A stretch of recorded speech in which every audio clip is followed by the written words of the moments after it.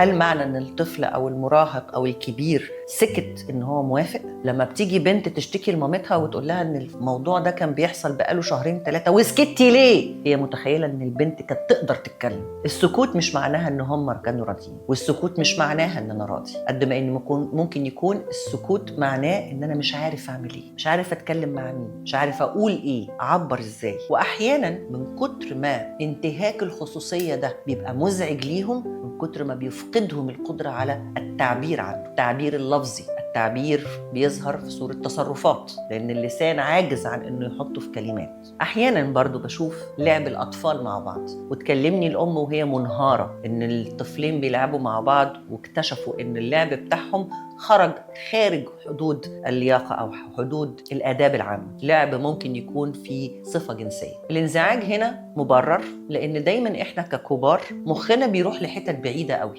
بيروح لحتة بعد 20 سنة ابني هيبقى شكله إيه، فاللي تتخيل إن هو هيبقى عنده اضطراب أو عنده مشكلة، أو إن هو هيبقى مش نمطي ومش تقليدي، فتبتدي تتصرف بعنف، تبتدي تتصرف بنوع من انواع الترهيب ونوع من الارهاب. ده مش هيحل المشكله يا مدام،